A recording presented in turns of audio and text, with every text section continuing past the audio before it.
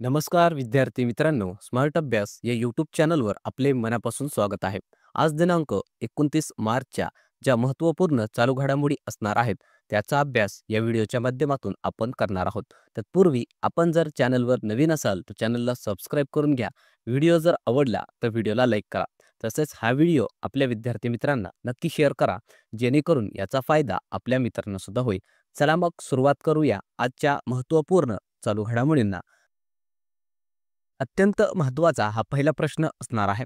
भारतातील पहिली night safari कुठे सुरू केली जाणार आहे? ऑप्शन्स या ठिकाणी देण्यात आले आहेत. याचं योग्य उत्तर असेल ऑप्शन नंबर ए, उत्तर प्रदेशमधील जे लखनौ शहर आहे त्या ठिकाणी भारतामधील पहिली नाईट सफारी सुरू केली जाणार आहे. त्याविषयी काही पॉईंट्स लक्षात ठेवायचे आहेत. तर जे उत्तर प्रदेश राज्याची राजधानी आहे लखनौ, या शहराच्या जवळच जे कोकरेन वन क्षेत्र आहे त्या ठिकाणी भारतातली पहिली नाईट सफारी तसेच ॲडव्हेंचर पार्क हे उभारलं जाणार आहे. तर एवढं आपल्याला याविषयी लक्षात ठेवायचं आहे. हे आपल्याला परीक्षेमध्ये विचारलं जाऊ शकतो. तसेच जे उत्तर प्रदेश राज्य आहे त्याविषयी काही पॉईंट्स लक्षात ठेवा. त्याची राजधानी आहे लखनौ. सध्या मुख्यमंत्री आहेत योगी आदित्यनाथ आणि राज्यपाल आहेत आनंदीबेन पटेल. तसेच अजून 2 पॉईंट्स लक्षात ठेवायचे आहेत. भारतातील पहिले AI विद्यापीठ महाराष्ट्रातील पनवेल या ठिकाणी उभारलं जाणार आहे आणि भारतातील पहिले हनी पार्क सातारा जिल्ह्यातील महाबळेश्वर या ठिकाणी उभारण्यात आलेला आहे. तर हे आपल्याला अतिशय महत्त्वाचे पॉईंट्स लक्षात ठेवायचे आहेत. त्यानंतर पुढचा प्रश्न असणार आहे. प्रधानमंत्री नरेंद्र मोदी कोणत्या राज्यामध्ये नवीन पंबन ब्रिजचे उद्घाटन करणार आहेत? ऑप्शन्स या ठिकाणी देण्यात आले आहेत. याचं योग्य उत्तर असेल ऑप्शन नंबर बी, तामिळनाडू राज्यामध्ये हे नवीन पंबन ब्रिज जे असणार आहे त्याचं उद्घाटन आपल्या भारताचे पंतप्रधान नरेंद्र मोदी करणार आहेत. तर अतिशय हा महत्त्वाचा प्रश्न आहे आपल्या परीक्षेच्या दृष्टीने. त्याविषयी काही पॉईंट्स लक्षात ठेवायचे आहेत. हे जे काही नवीन पंबन ब्रिज आहे तो भारताचा पहिला व्हर्टिकल लिफ्ट ब्रिज असणार आहे. याची लांबी 2.5 किलोमीटर एवढी आहे मित्रांनो. हे जे काही पंबन ब्रिज आहे जुना ब्रिज आहे. जवळपास याला 100 वर्षापेक्षा सुद्धा जास्तचा कालावधी हा झालेला आहे. मात्र अतिशय जुना ब्रिटिशच्या कालावधीमधला हा ब्रिज असल्यामुळे हा एक आधुनिक तंत्रज्ञान वापरून आता याला नवीन प्रकारे बनवण्यात आलेला आहे. हा जो काही ब्रिज आहे तो भारताची मुख्य भूमी आणि रामेश्वरम जो काही बेट आहे त्याला जोडण्याचं काम करणार आहे. आणि आता सध्या जर बघितलं तर हे एक रेल्वे ब्रिज आहे. यावरून रेल्वेला एवढा अंतर पार करण्यासाठी सध्या 25 ते 30 मिनिट एवढा कालावधी लागतो. पण या नवीन ब्रिजमुळे फक्त 5च मिनिटामध्ये ते रेल्वे ब्रिज क्रॉस करणं शक्य होणार आहे.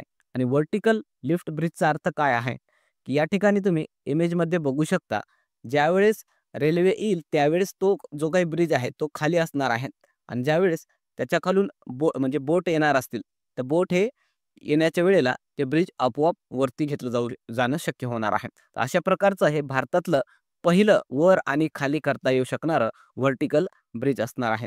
तर हे आपल्याला लक्षात ठेवायचं आहे.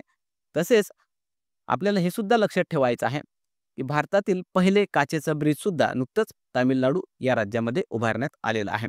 आणि याविषयी आपण मागच्या काही दिवसांमध्ये बातमी सुद्धा कव्हर केलेली आहे. आता तामिळनाडू या राज्याचा उल्लेख आलेला आहे. तर त्याविषयी लक्षात ठेवा, राजधानी आहे चेन्नई. मुख्यमंत्री आहेत सध्या के स्टॅलिन आणि राज्यपाल आहेत RN रवी. त्यानंतर पुढचा प्रश्न असणार आहे. नुकतेच कोणत्या देशाने NDB अर्थात नॅशनल डेव्हलपमेंट बँकमध्ये सामील होण्याची घोषणा केली? ऑप्शन्स या ठिकाणी देण्यात आले आहेत. याचं योग्य उत्तर असेल ऑप्शन नंबर सी, इंडोनेशिया हा जो काही देश आहे NDB मध्ये सामील होणार आहे. त्याविषयी काही पॉईंट्स लक्षात ठेवायचे आहेत. तर NDBचा लॉंग फॉर्म असणार आहे न्यू डेव्हलपमेंट बँक. याचं पूर्वीचं नाव होतं ब्रिक्स बँक. याला असं नाव का होतं? कारण जे ब्रिक्स संघटन आहे त्या ब्रिक्स संघटनच हे NDB बँक ही स्थापन केलेले आहे, म्हणून त्याला अगोदर असं नाव होतं. याची स्थापना 2014 साली ब्राझील या ठिकाणी झालेली आहे. मात्र या NDBने कार्य करायला सुरुवात 2015 सालापासून केलेली आहे. याचं मुख्यालय चीन देशातील शांघाय या ठिकाणी आहे. सध्या सदस्य देश या NDBचे ब्राझील, रशिया, भारत, चीन, दक्षिण Africa, UAE, Egypt, Algeria, Uruguay, Bangladesh हे आहेत. आणि नवीन सदस्य देश आता बनणार आहे इंडोनेशिया. तसेच मागील 1-2 महिन्याखालीच आपण इंडोनेशियाविषयी वाचलेलं होतं किंवा बघितलेलं होतं की हा इंडोनेशिया देश ब्रिक्सचा 10व्या क्रमांकाचा नवीन सदस्य देश बनलेला आहे. हे सुद्धा आपल्याला लक्षात ठेवायचं आहे. तसेच आपल्याला अजून एक पॉईंट लक्षात ठेवायचा आहे. नुकतंच इंडोनेशियाचे जे राष्ट्रपती आहेत प्रोबो सुबियांतो, जे भारतीय प्रजासत्ताक दिन पार पडलेला आहे 2025चं, त्याचे ते प्रमुख पाहुणे म्हणून भारतामध्ये आलेले होते. हे सुद्धा पॉईंट आपल्या परीक्षेसाठी महत्त्वाचं आहे, ते लक्षात ठेवायचं आहे. त्यानंतर पुढचा प्रश्न बघण्या अगोदर व्हिडिओ जर आवडला तर व्हिडिओला लाईक करायचा आहे. चॅनलवर नवीन असाल तर चॅनलला सबस्क्राईब करून घ्या. तसेच हा व्हिडिओ आपल्या विद्यार्थी मित्रांना नक्की शेअर करा, जेणेकरून याचा फायदा आपल्या मित्रांना सुद्धा होईल. चला मग पुढचा प्रश्न आपण बघणार आहोत. संगीत कलानिधी पुरस्कार 2025 देऊन कोणाला सन्मानित करण्यात आले? ऑप्शन्स या ठिकाणी देण्यात आले आहेत. याचं योग्य उत्तर असेल ऑप्शन नंबर बी, आर के रामकुमार यांना 2025 सालचा संगीत कलानिधी पुरस्कार देऊन सन्मानित करण्यात आलेला आहे. त्याविषयी पॉईंट्स लक्षात ठेवा. हे जे काही आर के रामकुमार आहेत ते व्हायोलिन वादक आहेत आणि त्यांना 2025चा संगीत कलानिधी पुरस्कार देण्यात आलेला आहे. आणि हा पुरस्कार कोणाद्वारे देण्यात आलेला आहे? तर ते संगीत अकादमीद्वारे पुरस्कार देण्यात आलेला आहे. हे सुद्धा आपल्याला लक्षात ठेवायचं आहे. आणि हा पुरस्कार कर्नाटक संगीतातील एक प्रतिष्ठित असा पुरस्कार समजला जातो. म्हणून हा प्रश्न आपल्यासाठी महत्त्वाचा आहे आणि त्यांचं नाव लक्षात ठेवायचं आहे ज्यांना हा पुरस्कार देण्यात आलेला आहे. तसेच इतर काही महत्त्वाचे पुरस्कार जे नुकतंच देण्यात आलेले आहेत ते आपल्याला लक्षात ठेवायचे आहेत. यावर आपल्या परीक्षांमध्ये प्रश्न हा विचारला जातो. तर पद्मपाणी लाईफटाईम अचिव्हमेंट पुरस्कार 2025 सई परांजपे यांना देण्यात आलेला आहे. कुवेत देशाचा सर्वोच्च नागरी पुरस्कार नुकतंच आपले जे भारताचे पंतप्रधान आहेत नरेंद्र मोदी यांना देण्यात आलेला आहे. मिस इंडिया 2024चं विजेता ठरलेले आहे निकिता पोरवाल. जमशेदजी टाटा पुरस्कार 2025चा किरण मुजुमदार शॉ यांना देण्यात आलेला आहे. आणि ज्ञानपीठ पुरस्कार 2024ची घोषणा नुकताच झालेली आहे. त्याचे विजेता विनोद शुक्ल जे की हिंदी कवी आहेत हे ठरलेले आहेत. आणि मेजर ध्यानचंद खेलरत्न पुरस्कार 2024चे देण्यात आलेले आहेत. हे 4 खेळाडूंना देण्यात आलेले आहेत. मनू भाकर जी की नेमबाज आहे, हरमनप्रीत सिंग जो हॉकीपटू आहे, प्रवीण कुमार ॲथलेटिक खेळाडू आहे आणि डी गुकेश भारताचा बुद्धिबळपटू आहे. हे आपल्याला नावं लक्षात ठेवायचे आहेत. त्यानंतर पुढचा प्रश्न असणार आहे. भारताची पहिली स्वदेशी MRI मशीन कुठे लावली जाणार आहे? ऑप्शन्स या ठिकाणी देण्यात आले आहेत. याचे योग्य उत्तर असेल ऑप्शन नंबर ए, दिल्ली या ठिकाणी भारताची पहिली स्वदेशी MRI मशीन लावली जाणार आहे. अत्यंत महत्त्वाचा हा प्रश्न, त्याविषयी काही पॉईंट्स लक्षात ठेवायचे आहेत. तर MRIचा लॉंग फॉर्म लक्षात ठेवा. मॅग्नेटिक रेझोनन्स इमेजिंग आणि सिटी स्कॅन सुद्धा एक असतं. त्याचं लॉंग फॉर्म असतं कॉम्प्युटेड टोमोग्राफी. आणि ही जी काही MRI आहे मशीन भारताने पहिल्यांदाच विकसित केलेली आहे, जी संपूर्णतः स्वदेशी अशी विकसित करण्यात आलेली मशीन आहे आणि त्याला दिल्ली एम्समध्ये लावलं जाणार आहे. हे आपल्याला पॉईंट्स लक्षात ठेवायचं आहे. सध्या जर आपण बघितलं तर जे काही वैद्यकीय उपकरणं भारतामध्ये वेगवेगळ्या दवाखान्यांमध्ये हॉस्पिटल्समध्ये वापरले जातात ते 80 ते 85% उपकरणे हे बाहेर देशामधून आपल्याला आयात करावी लागतात. एखाद्या रुग्णाला जर क्रिटिकल इंज्युरी किंवा दुखापत झाली असेल, मग ते त्याचं जे काही स्पायनल कॉर्ड असेल किंवा मग मेंदूचा भाग असेल त्या ठिकाणी जर इंज्युरी झालेली असेल तर त्या ठिकाणी त्याचे इमेजेस घेण्याचं काम हे या MRI आणि सिटी स्कॅनद्वारे केलं जात असतं. याद्वारे शरीरामधील अतिशय बारीक ते बारीक सेल्स असतील किंवा टिश्यूचं इमेज घेणं हे शक्य होत असतं आणि त्याद्वारे डॉक्टरांना त्या रुग्णावर उपचार करणं हे शक्य होतं. तर अत्यंत आधुनिक अशी ही टेक्नॉलॉजी असते MRI आणि सिटी स्कॅन. आणि अशा प्रकारची ही जी काही मशीन आहे ते आपल्या भारताने विकसित केलेली आहे. म्हणून हा प्रश्न आपल्यासाठी महत्त्वाचा होतो. त्यानंतर पुढचा प्रश्न असणार आहे. भारतामध्ये शहीद दिवस कधी साजरा करण्यात येतो? ऑप्शन्स या ठिकाणी देण्यात आले आहेत. याचं योग्य उत्तर असेल ऑप्शन नंबर ए, 23 मार्चला दरवर्षी भारतामध्ये शहीद दिवस म्हणून साजरा केला जातो. याविषयी काही पॉईंट्स लक्षात ठेवायचे आहेत. भारतामध्ये 23 मार्चला शहीद दिवस म्हणून साजरा केला जातो आणि हा दिवस साजरा करण्यामागचा उद्देश काय आहे? तर 23 मार्चला 1931 साली भगतसिंग, राजगुरू आणि सुखदेव हे जे काही 3 आपले शूरवीर स्वातंत्र्यवीर होते त्यांना फाशी देण्यात आलेली होती ब्रिटिश सरकारकडून लाहोर जेलमध्ये, जे की सध्या पाकिस्तानमध्ये आहे. याचं कारण काय होतं? हे जे काही तिघं आहेत ते लाहोर कट किंवा लाहोर कॉन्स्पिरसी म्हणून ज्याला ओळखलं जातं त्यामध्ये त्यांना दोषी ठरवण्यात आलेलं होतं. आणि याच शूरवीरांचं बलिदानाची एक आठवण म्हणून आपल्या देशामध्ये शहीद दिवस साजरा केला जातो, हे आपल्याला लक्षात ठेवायचं आहे.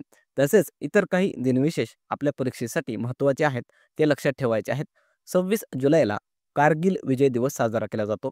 26 नोव्हेंबरला संविधान दिवस, 26 जानेवारीला प्रजासत्ताक दिवस, 25 डिसेंबर राष्ट्रीय सुशासन दिवस आणि 31 ऑक्टोबरला राष्ट्रीय एकता दिवस म्हणून साजरा केला जात असतो. त्यानंतर पुढचा प्रश्न असणार आहे, विश्व रंगमंच दिवस कधी साजरा करण्यात आला? ऑप्शन्स या ठिकाणी देण्यात आले आहेत. याचे योग्य उत्तर असेल ऑप्शन नंबर डी, 27 मार्चला नुकतंच वर्ल्ड थिएटर डे अर्थात विश्व रंगमंच दिवस म्हणून साजरा करण्यात आलेला आहे. तर हे आपल्याला लक्षात ठेवायचं आहे. दरवर्षी 27 मार्चला साजरा केला जातो. याचा उद्देश काय आहे? तर थिएटरचं महत्त्व व मूल्य लोकांपर्यंत पोहोचवणे यामागचा हा उद्देश आहे. तसेच मार्च महिन्यामधील महत्त्वाचे दिनविशेष आपल्याला लक्षात ठेवायचे आहेत. 1 मार्चला शून्य भेदभाव दिवस तसेच विश्व नागरी सुरक्षा दिवस म्हणून साजरा केला जातो. 3 मार्चला विश्व वन्यजीव दिवस, 4 मार्चला राष्ट्रीय सुरक्षा दिवस, 7 मार्च राष्ट्रीय जन औषधी दिवस, 8 मार्चला आंतरराष्ट्रीय महिला दिवस म्हणून साजरा केला जातो. 12 मार्चला धूम्रपान निषेध दिवस, 15 मार्च विश्व ग्राहक हक्क दिवस, 16 मार्चला राष्ट्रीय लसीकरण दिवस, 20 मार्चला विश्व चिमणी दिवस, 23 मार्च विश्व हवामान दिवस. हे आपल्याला इतर दिनविशेष लक्षात ठेवायचे आहेत. त्यानंतर कालच्या ज्या काही महत्त्वाच्या घडामोडी आपण घेतल्या होत्या त्याचं क्विक रिव्हिजन या ठिकाणी आपण करणार आहोत. तर पहिला प्रश्न आपण काल घेतला होता, इस्रो कोणत्या वर्षापर्यंत मानवाला चंद्रावर उतरवणार आहे? याचं उत्तर होतं ऑप्शन नंबर सी, 2040 या वर्षापर्यंत इस्रो अंतराळ संस्था मानवाला चंद्रावर उतरवणार आहे. याविषयी कालच्या व्हिडिओमध्ये डिटेलमध्ये अभ्यास आपण केलेला आहे. त्यानंतरचा प्रश्न आपण बघितला होता, समान नागरी कायदा अर्थात युनिफॉर्म सिव्हिल कोड लागू करणारा भारतातील दुसरा राज्य कोणता बनला? याचं उत्तर होतं ऑप्शन नंबर सी, गुजरात. त्यानंतरचा प्रश्न होता, नुकतेच भारत सरकारने खासदारांच्या पगारात किती टक्क्यांनी वाढ केली? आणि याचं उत्तर होतं ऑप्शन नंबर सी, 24% खासदारांच्या पगारामध्ये वाढही करण्यात आलेली आहे. त्यानंतरचा प्रश्न होता, भारत व 10 आफ्रिकी देशांदरम्यान पहिला समुद्री नौसेना अभ्यास होणार आहे, त्याचे नाव काय? याचं उत्तर होतं ऑप्शन नंबर ए, एकिमे असं त्या समुद्री जे काही नौसेना अभ्यास होणार आहे त्याचं नाव असणार आहे. त्यानंतरचा प्रश्न होता, नुकतेच ट्युनिशियाचे नवीन पंतप्रधान कोण बनले आहेत? आणि याचं उत्तर होतं ऑप्शन नंबर बी, सारा जाफरानी जेंजरी असं त्यांचं नाव आहे, जे की ट्युनिशिया या देशाचे नवीन पंतप्रधान बनले आहेत. त्यानंतरचा प्रश्न होता, टाटा मोटर्सचा ब्रँड अँबॅसेडर म्हणून कोणाची नियुक्ती करण्यात आली आहे? आणि याचं उत्तर होतं option number D, Vicky Kaushal हा टाटा मोटर्सचा आता ब्रँड अँबॅसेडर असणार आहे. त्यानंतरचा प्रश्न आपण बघितला होता, 11वी एशियन स्विमिंग चॅम्पियनशिप 2025 चे आयोजन कोणत्या देशात केले जाणार आहे? याचं उत्तर होतं ऑप्शन नंबर बी, भारतामध्ये या चॅम्पियनशिपचं आयोजन केलं जाणार आहे. याविषयी आपण कालच्या व्हिडिओमध्ये अभ्यास केलेला आहे. त्यानंतरचा प्रश्न आपण बघितला होता, नुकतेच अर्थ अवर डे 2025 कधी साजरा करण्यात आला? आणि याचं उत्तर होतं ऑप्शन नंबर बी, 22 मार्चला हे अर्थ अवर डे साजरा करण्यात आलेला आहे. त्यानंतर काल आपण होमवर्क क्वेश्चन दिला होता. तो होमवर्क क्वेश्चन असा होता, राष्ट्रीय महिला आयोगाच्या नवीन अध्यक्षा कोण बनल्या आहेत? ऑप्शन्स या ठिकाणी आपण दिले होते. बऱ्याचशा विद्यार्थ्यांनी या प्रश्नाचं उत्तर हे अतिशय सुंदरपणे अतिशय डिटेलमध्ये कॉमेंट बॉक्समध्ये दिलेलं आहे. त्यांचं मनापासून अभिनंदन. आणि ज्या विद्यार्थ्यांना याचं उत्तर माहिती नाही त्यांच्यासाठी उत्तर आपण सांगणार आहोत. याचं उत्तर असेल ऑप्शन नंबर बी, विजया रहाटकर या राष्ट्रीय महिला आयोगाच्या नवीन अध्यक्षा बनल्या आहेत. त्यानंतर आजचा होमवर्क क्वेश्चन असणार आहे, अमेरिकेने कोणत्या पक्षाला देशाचा राष्ट्रीय पक्षी म्हणून घोषित केले आहे? अतिशय सोपा प्रश्न आहे. बघूया किती विद्यार्थ्यांना या प्रश्नाचं उत्तर हे माहिती आहे. सर्व विद्यार्थ्यांनी याचं उत्तर हे कॉमेंट बॉक्समध्ये द्यायचं आहे. चला मग थांबूया या ठिकाणी. व्हिडिओ जर आवडला तर व्हिडिओला लाईक करायचा आहे. चॅनलवर नवीन असाल तर चॅनलला सबस्क्राईब करून घ्या. तसेच लेक्चरच्या मोफत नोट्ससाठी आपलं जे टेलिग्राम चॅनल आहे स्मार्ट अभ्यास 555 त्याला जॉईन करून घ्या. तसेच इंस्टाग्राम आणि व्हॉट्सअप चॅनल आहे स्मार्ट अभ्यास या नावाने, त्याला सुद्धा जॉईन करून घ्या. त्या ठिकाणी विद्यार्थ्यांसाठी मोफत स्टडी मटेरियल आपण टाकत असतो. थांबूया मग, पुन्हा भेटूया एका नवीन व्हिडिओसह. तोपर्यंत धन्यवाद.